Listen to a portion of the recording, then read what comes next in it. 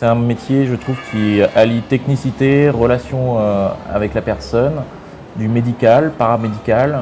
Alors en fait, sur les deux magasins, on a deux choses différentes. On va avoir en centre commercial des gens qui viennent, qui ont des lunettes qui ont été prescrites, donc qui veulent un équipement, généralement à un prix défiant toute concurrence.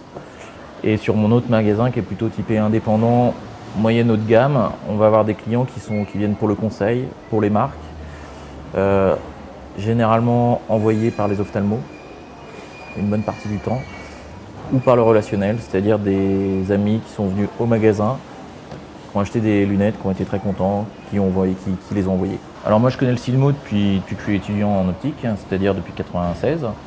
Tous les ans j'y fais un petit saut, plus ou moins long, un jour, 2 jours. Ça me permet de rencontrer des fournisseurs, rencontrer des nouvelles marques, également de revoir mes copains d'école, de me balader, de voir les évolutions des machines, des montures, des fournisseurs. Moi, j'ai pas une grande expérience au niveau du Silmo d'Or, puisque c'est vrai que j'ai été jury pour la première fois l'année dernière. Je trouve que c'est une expérience hyper intéressante, enrichissante, parce qu'on vient nous présenter une douzaine de produits sur une journée.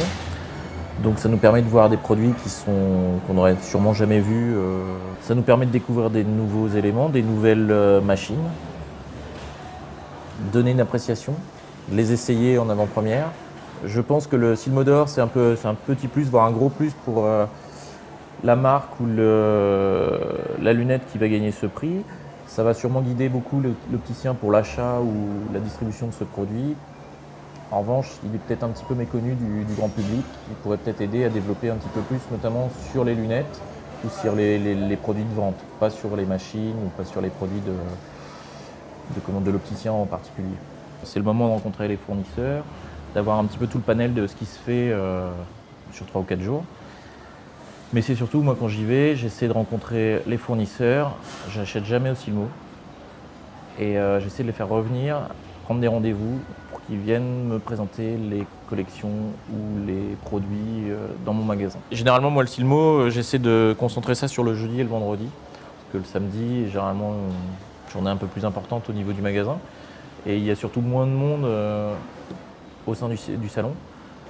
J'en ai réellement jamais entendu parler. Et effectivement, ça pourrait être un produit et un moment où on pourrait apprendre certaines choses et qui pourraient nous aider au sein du magasin.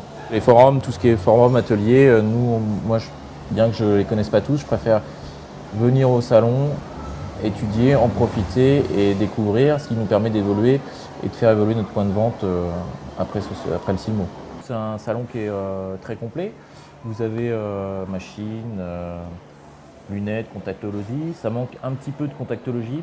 Ce qui est un petit peu dommage, c'est que certains groupes ou marques font bande à part et font des divergences et restent dans Paris pour faire leur salon entre guillemets privé.